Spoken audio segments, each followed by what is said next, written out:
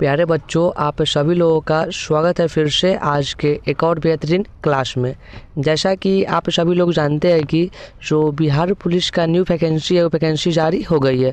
अर्थात कहने के मतलब आप सभी का जो एग्ज़ाम डेट है वो एग्ज़ाम डेट भी आ गई है। मतलब आप सभी का एग्ज़ाम जुलाई में होगी, ठीक है। तो आप सभी लोगों का सपना क्या है कि आपके शरीर पर इस बार वर्दी आ जाए। तो आपको वर्दी लेना है तो आपको तो मेहनत करना पड़ेगा, ठीक है। तो हम क्या किए, आपको बिहार पुलिस जो बिहार पुलिस में जो उसका न्यू सिलेबस है, ठीक है।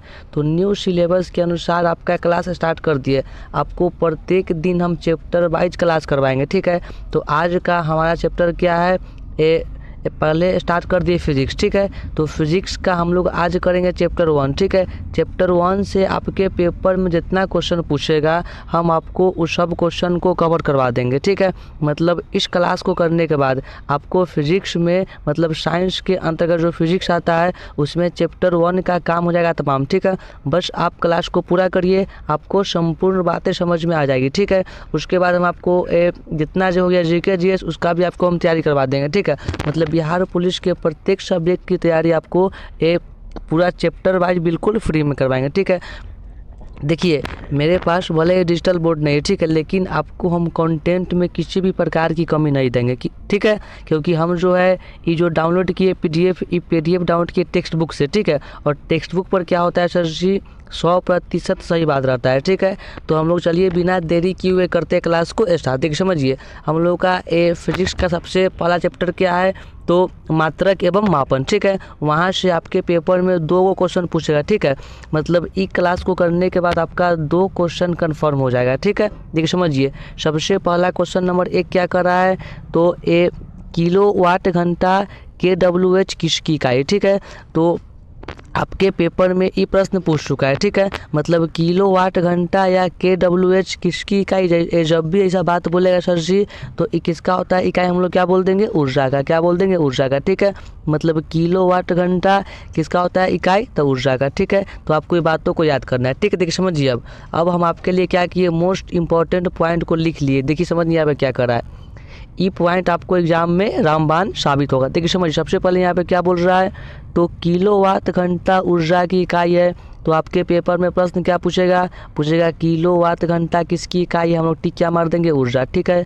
यह क्वेश्चन हो गया कवर। देखिए अब नंबर 2 बात क्या कर रहा है, यह आमतौर पर विद्युत ऊर्जा की खपत को मापने के लिए प्रयोग किया जाता है। कहने के मतलब जो किलोवाट घंटा होता है ये क्या करता है, तो विद्युत ऊर्जा की खपत मतलब ना परिपथ में कितना विद्युत ऊर्जा की कमी होती है, कितना विद्युत ऊर्जा की खपत होती है, उस सब को मापने का कार्य कौन करता है, तो किलोवाट घंटा। क्या बोल रहा है, तो 1 किलोवाट घंटा में 1000 वाट के उपकरण के 1 घंटे तक चलने की ऊर्जा खपत के बराबर, ठीक है। कहने के मतलब ना 1 किलोवाट घंटा में कितना वाट होता है, तो हम लोग क्या टिक मार देंगे, 1000 वाट, ठीक है। तो आपके पेपर में ये भी क्वेश्चन पूछ सकता है, क्या पूछेगा, 1 किलोवाट घंटा में कितना वाट होता है, तो क्या मान लेंगे, 1000 वाट, ठीक है। देखिए समझिए, अब यहाँ पे क्या बोल रहा है, तो किलोवाट घंटा अंतर्राष्ट्रीय इकाई प्रणाली में ऊर्जा की एक व्युत्पन्न इकाई, ठीक है। तो अगर आपके पेपर में पूछेगा से ऊर्जा के व्युत्पन्न इकाई क्या है,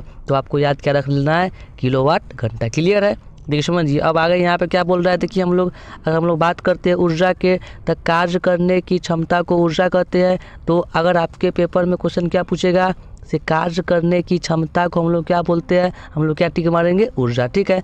SI प्रणाली में जूल करने के मतलब ना SI प्रणाली में जूल में मापी जाती है, लेकिन व्यावहारिक विद्युत ऊर्जा माप के लिए किलोवाट घंटा का उपयोग करते थे। समझिए, मतलब अगर आपसे ऊर्जा का सिर्फ मात्रक पूछेगा तो हम लोग सर जी क्या मारेंगे, जूल, ठीक है। क्या मारेंगे, जूल, ठीक है। लेकिन अगर व्यावहारिक या व्यापारिक पूछेगा उसमें हम लोग क्या करते हैं प्रयोग, तो किलोवाट घंटा। आपको ये बात को याद में रखना है, ठीक है। आपके एग्जाम में यहाँ से क्वेश्चन बनता है।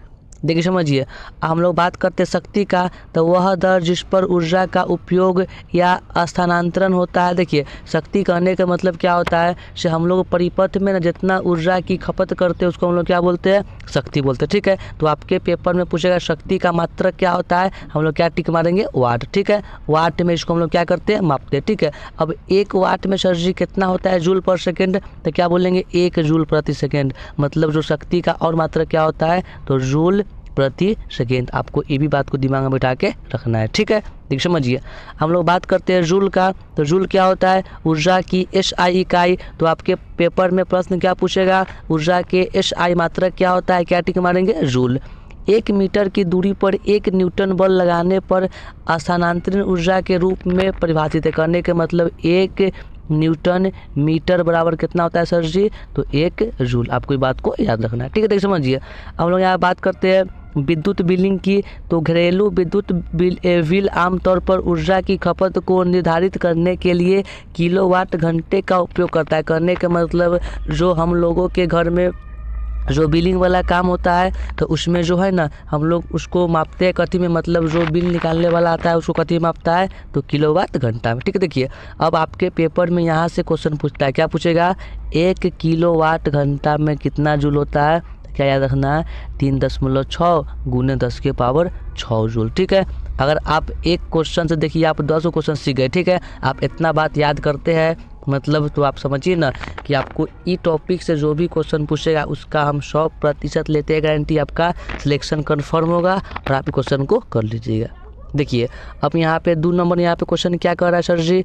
तो बल का एसआई मात्रक क्या है? ये क्वेश्चन देखने में बहुत हल्का है, ठीक है, लेकिन ऐसा भी प्रश्न पेपर में देखने को मिलता है, ठीक है। क्योंकि आपके जो बिहार पुलिस का सिलेबस हो गया है 9th और 10th का, ठीक है। तो 9th और 10th का क्वेश्चन का लेवल बहुत हल्का होता है, ठीक है। तो बल का एसआई मात्रा के बाद पूछेगा तो डाइन नहीं होता है, ये मीटर पर सेकेंड ना होता है, क्या होगा? न्यूटन, ठीक है। मतलब जो लोग भी 2 का ऑप्शन नंबर 3 मार रहे हैं उन सभी का आंसर बिल्कुल सही है। देख समझिए, आप यहाँ पे सर जी क्या कर रहा है? मोस्ट इंपॉर्टेंट पॉइंट यहाँ पे तो ये क्या बोल रहा है? सबसे पहले का बात डार्क कर लेते, ठीक है। क्या बोल रहा है? तो बल का एसआई मात्रक क्या होता है? हम लोग क्या बोल देंगे? तो न्यूटन। तो आपके पेपर में पूछेगा बल का एसआई मात्रक क्या होता है? क्या मानेंगे? न्यूटन, ठीक है। जिसे एन से दर्शाया जाता है, मतलब हम लोग न्यूटन को शॉर्ट में लिखते कथी से है? तो एन से लिखते हैं, ठीक है। देख समझिए, अब यहाँ पे अगला बात क्या बोल रहा है? तो 1 न्यूटन को उस बल की मात्रा के रूप में परिभाषित किया जा सकता है जो 1 किलोग्राम द्रव्यमान को प्रति सेकेंड मीटर वर्ग से त्वरित करने के लिए आवश्यक होता है। करने के मतलब ना क्या पूछेगा? से 1 न्यूटन में कितना केजी मीटर पर सेकेंड स्क्वायर होता है। मतलब अगर न्यूटन मात्रक न देगा ऑप्शन में तो क्या मारेंगे? केजी मीटर पर सेकेंड स्क्वायर, ठीक है। मतलब बल का मात्रक न्यूटन भी होता है और 1 न्यूटन में कितना होता है?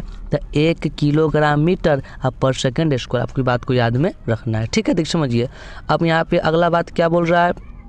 तो न्यूटन का नाम सर आइजक न्यूटन के नाम पर रखा गया है जो शास्त्रीय यांत्रिकी में उनके काम विशेष रूप से न्यूटन के गति के नियमों के लिए है, ठीक है। करने के मतलब न्यूटन नाम क्यों पड़ा है? तो सर जी एगो वैज्ञानिक था, उसका नाम क्या था? Sir Isaac Newton. यही जो है क्या किया? तो बल का खोज किया था। हम लोग क्या बोल देंगे? Sir Isaac Newton. आए क्या बोल रहा है? यह इकाई 1948 में भार और माप पर 9वें समान सम्मेलन के दौरान अंतर्राष्ट्रीय इकाई प्रणाली में अपनाई, ठीक है। मतलब पूछेगा जो बल है ना, तो बल का जो मात्रक होता है न्यूटन, इसको कब अपनाया गया? तो 1948 में। ये बात को आपको याद में रखना है, ठीक है। ये समझिए, अब हम लोग बात करते हैं डाइन का। तो डाइन क्या होता है? तो डाइन सेंटीमीटर ग्राम सेकेंड। मतलब जो है ना हम लोग डाइन को क्या बोलते हैं? तो CGS, ठीक है। मतलब CGS मतलब क्या हुआ? तो सेंटीमीटर ग्राम सेकेंड, ठीक है। इकाई प्रणाली में बल की इकाई, ठीक है। मतलब अगर पूछेगा बल का CGS मात्रक क्या होता है तो क्या मारेंगे? डाइन, ठीक है। देख समझिए, अब आगे क्या कर रहा है यहाँ पे? देखिए अब अगर हमसे बात पूछेगा न्यूटन के गति के नियम, तो न्यूटन साहब दिए थे गति के नियम कई गो? 3 गो। 3 मौलिक नियम है जो किसी वस्तु के गति और उस पर कार्य करने वाले बलों के बीच संबंध को वर्णन करता है, ठीक है। अब क्या कर रहा है? ये नियम शास्त्रीय यांत्रिक का आधार बनाता है। क्लियर है? तो आपको उतना बातों को याद में रखना है। देखिए अब यहाँ पे 3 नंबर क्वेश्चन क्या कर रहा है? ये भी क्वेश्चन मोस्ट इंपॉर्टेंट है, आपके पेपर में पूछ चुका है। क्या बोल रहा है? तो निम्नलिखित में से कौन दाब की इकाई? देखिए इस बार आपको दाब की इकाई पूछ दिया तो केल्विन होगा नहीं। देखिए पास्कल, हाँ। दाब का मात्रा क्या होता है सर जी? तो पास्कल। जो लोग भी 3 का पास्कल मारेंगे उन सभी को 1 नंबर कन्फर्म मिल जाएगी, ठीक है। देखिए समझिए, अब यहाँ पे देखिए समझिए यहाँ पे क्या बोल रहा है हमको? क्या बोला यहाँ पे? देखिए हम आपको PDF के साथ इसलिए बता रहे हैं क्योंकि हम नहीं चाहते कि आपको एक भी क्वेश्चन गलत बताए जिससे आपको एग्जाम में प्रॉब्लम हो जाए। देखिए क्या बोल रहा है? पास्कल दाब की इकाई होती है, ठीक है। मतलब दाब का मात्रा क्या होता है? पास्कल, ठीक है। इसे न्यूटन, इसे हम लोग सर जी क्या बोलते हैं? तो उसे न्यूटन प्रति वर्ग मीटर के रूप में परिभाषित करते हैं। मतलब 1 पास्कल में कितना होता है, तो 1 न्यूटन प्रति वर्ग मीटर स्क्वायर। ठीक है, आपको ये बात को याद में रखना है।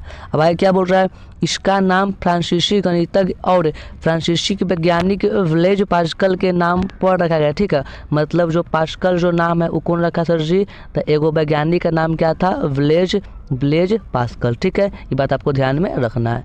अब आगे क्या बोल रहा है, आमतौर पर आंतरिक दाब, तनाव, यंग मापांक और अंतिम तन शक्ति को मापने के लिए उपयोग किया जाता है। ठीक है, करने का मतलब ना, जो हम लोग आंतरिक शक्ति के रूप में किसको मापते हैं सर जी, क्या बोलेंगे, पास्कल को।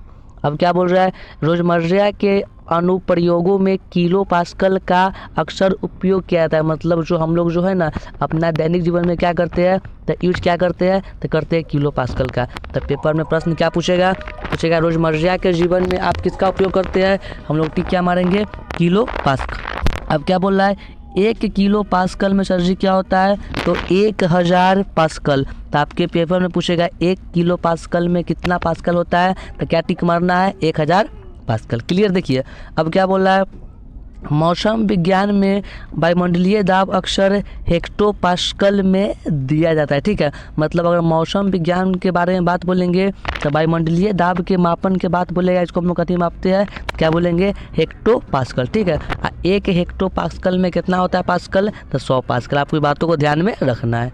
देखिए अब यहाँ पे 4 नंबर क्वेश्चन क्या कर रहा है, देखिए अब बोला है दाब का मायक कहेगा तो चाहे मात्रक कहेगा तो बात हुआ बराबर। ठीक है, देखिए तो कर रहा है जूल, डाइन, पास्कल। ऑप्शन क्या बोल रहा है 4 में, तो क्या बोल रहा है, और अग्र। ठीक है, तो अभी हम लोग जस्ट पढ़े देखे तो कहाँ गया, नहीं देख समझिए। तो सेम क्वेश्चन नंबर 3 और क्वेश्चन नंबर 4 सेम है, तनका इसमें अंतर है। ठीक है, तो दाब के मात्रा के बात बोला हम लोग क्या मार देंगे, टिक, तो पास्कल क्या मार देंगे, पास्कल। ठीक है, ऑप्शन नंबर 3। देखिए मैं यहाँ पे क्या बोल रहा है, हम बता दिए।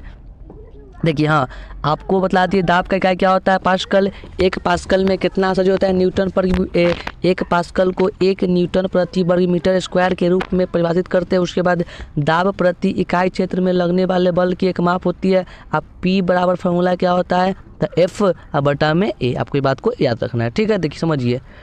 अब अगर बात करते हैं जूल का, तो जूल ऊर्जा या कार्य की इकाई होती है। जूल सर जी क्या होता है, तो अगर आपसे ऊर्जा का मात्रक या कार्य का मात्रक पूछेगा, क्या टिक मारना है आपको, जूल। क्या मारेंगे, जूल। ठीक है, देखिए हम लोग अब बात करते हैं डाइन का, तो डाइन क्या होता है, ये होता है बल की CGS मात्रक। तो पूछेगा बल के CGS मात्रक क्या है, क्या टिक मारेंगे, डाइन। क्लियर। देखिए अब बात करते हैं अर्घ की, तो अर्घ CGS प्रणाली में ऊर्जा की, देखिए ऊर्जा की अगर CGS मात्रक पूछेगा तो मारेंगे अर्घ, अग्र। आप पूछेगा सिर्फ तो क्या मारेंगे, जूल। ठीक है, तो CGS क्या होता है, अर्घ। ठीक है, देखिए समझिए। अब 5 नंबर क्वेश्चन क्या कर रहा है, तो अपवर्तनांक की इकाई। देखिए बोलिएगा सर जी अपवर्तनांक से क्वेश्चन आ गया, तो अपवर्तनांक कहने के मतलब होता है कथी, जैसे मान लीजिए प्रतिबिंब की ऊंचाई और उसके बाद प्रतिबिंब के ऊंचाई या वस्तु के ऊंचाई के अनुपात को बोलते हैं अपवर्तनांक। ठीक है, देखिए तो प्रतिबिंब के ऊंचाई को मान लिए m, वस्तु के ऊंचाई को मान लिए m, तो दोनों कट क्या आ गया 1। तो 1 में तो 1 को मात्रक है ना, तो इसको हम लोग क्या बोलेंगे, मात्रक विहीन, या क्या बोलेंगे, बिना इकाई। Option number 2। देखिए क्या बोला, अपवर्तनांक, तो अपवर्तनांक एक विमाहीन संख्या है जिसका अर्थ है इसकी कोई इकाई नहीं होती। ठीक है, बता दिए। यह वर्णन करता है कि प्रकाश विभिन्न माध्यमों में कैसे गुजरता है और इसे निर्वात प्रकाश की गति के अनुपातों के रूप में परिभाषित किया जा सकता है माध्यम में प्रकाश के गति के लिए। अब उसके बाद क्या बोल रहा है, अपवर्तनांक का सूत्र क्या होता है, तो n बराबर c/v होता है। सर जी बता दिया आपको। अब यहाँ पे आपको इसमें क्या आय कर रहा है, तो अपवर्तनांक प्रकाश के तरंगदैर्घ्य और उस माध्यम के आधार पर भिन्न हो सकता है जिससे वह गुजर रहा है। उदाहरण के लिए पानी का अपवर्तनांक आपसे पूछेगा तो 1.33 पूछेगा। जल का अपवर्तनांक क्या होता है, मारेंगे 1.33 हो गया। देखिए आगे समझिए। अब 6 नंबर क्वेश्चन क्या कर रहा है, तो प्रणाली में दाब के इकाई। देखिए क्वेश्चन कैसे घुमाता है, प्रणाली में दाब के इकाई पूछेगा सर जी।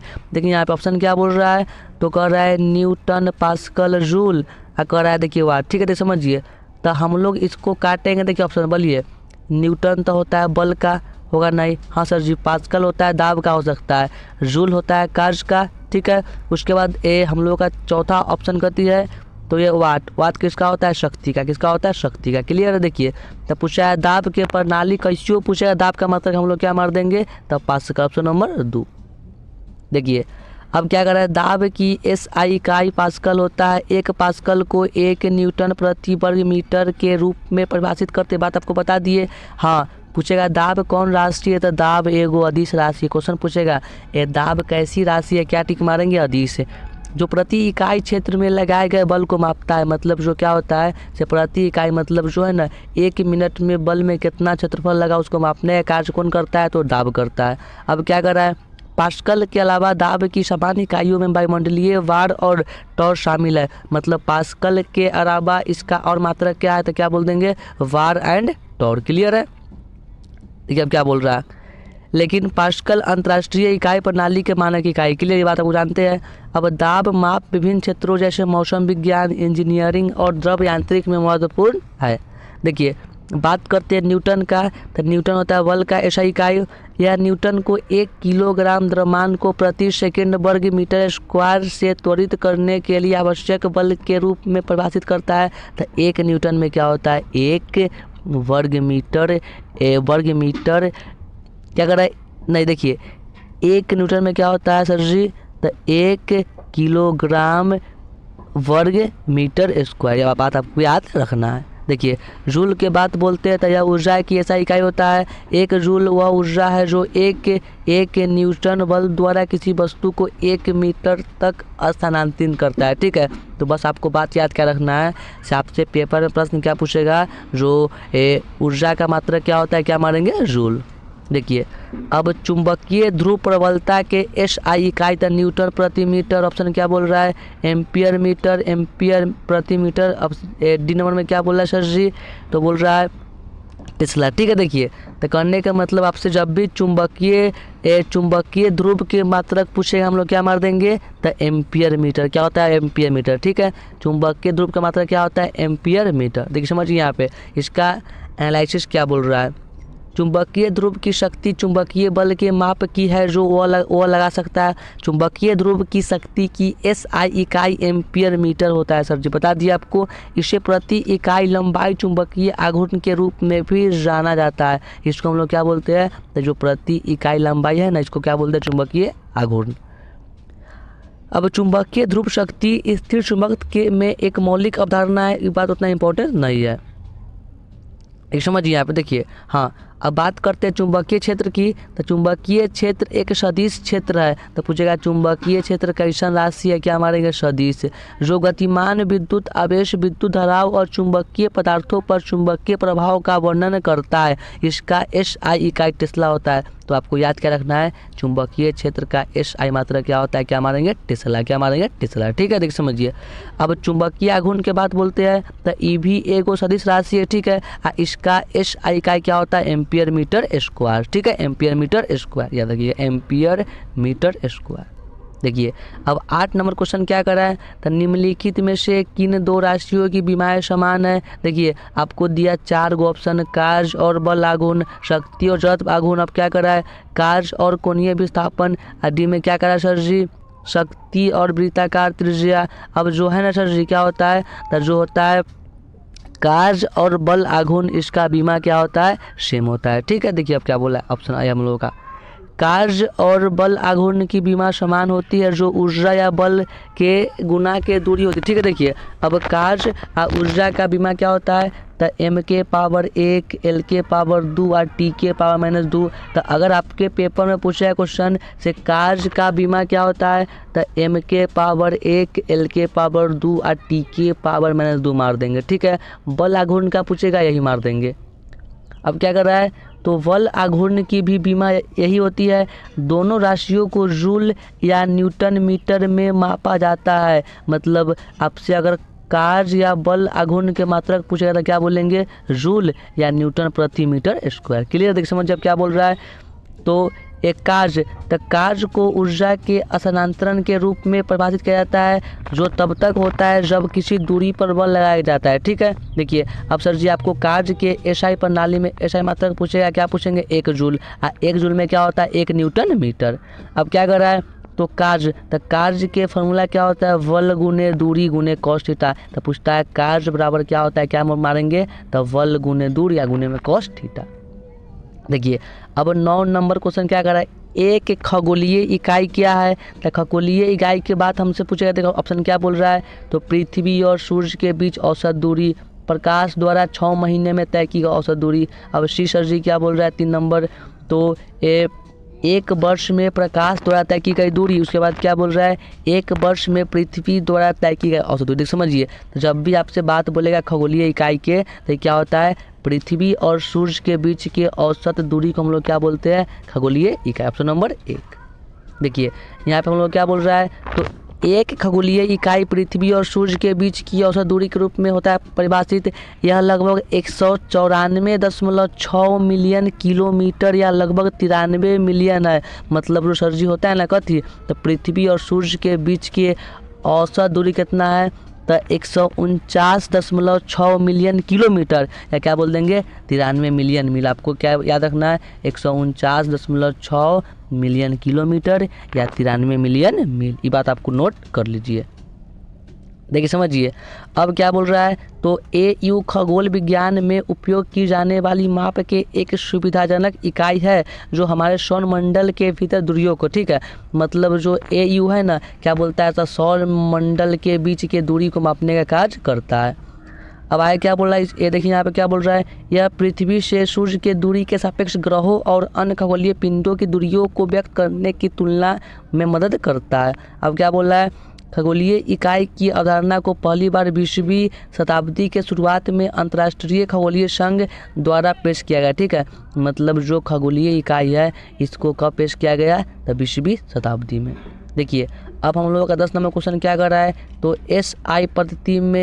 SI पद्धति में गुण 10 के पावर -15 को हम लोग क्या बोलते हैं सर जी, तो बोल रहा है ऑटो, फेमटो, योटो। अब आए सर जी क्या बोल रहा है, तो जेप्टो। देख समझिए, तो 10 के पावर -15 के बाद तो बोले तो हम लोग क्या बोलते हैं, तो फेमटो। क्या इसको बोलते हैं, फेमटो, ठीक है। देखिए समझिए अब क्या बोल रहा है, फेमटो उपसर्ग देनी शब्द, मतलब फेमटो जो है कौन शब्द है, देनी शब्द, फेमटो से लिया गया है जिसका अर्थ होता है 15। क्या इसका अर्थ होता है, 15, ठीक है। तब क्या बोल रहा है, तो यह विभिन्न वैज्ञानिक क्षेत्रों में अत्यंत छोटे माप को दर्शाने के लिए उपयोग होता है। क्लियर है। अब क्या बोल रहा है, तो एक फेमटो में कितना होता है मीटर, तो 10 के पावर -15 मीटर होता है। उसके बाद यह उपसर्ग 1964 में अंतर्राष्ट्रीय इकाई प्रणाली में अपनाया गया, ठीक है। तब फेमटो को हम लोग कब अपनाए, क्या बोलेंगे, 1964 में। क्लियर है। देखिए अब आगे क्या कर रहा है, देखिए अब देखिए एटो मतलब क्या होता है, 10 के पावर -18, योटो मतलब क्या होता है, 10 के पावर 24, और जेप्टो मतलब क्या होता है, 10 के पावर -21। याद देखिए, एटो मतलब 18, योटो मतलब 10 के पावर 24, और जेप्टो मतलब 10 के पावर -21। क्लियर। देखिए तो आपको चैप्टर 1 से हम 10 क्वेश्चन बताए, और 10 क्वेश्चन के माध्यम से आपका हम क्वेश्चन क्लियर कर दिए 50। ठीक है। अगर आप इतना बात को याद रखते हैं तो आप विश्वास करिए, आपको चैप्टर 1 से जो भी क्वेश्चन पूछेगा आप उसको कर लीजिएगा। ठीक है, इतना हम दावा के साथ कर दो। ठीक है, चलिए हम लोग करते हैं क्लास को समाप्त।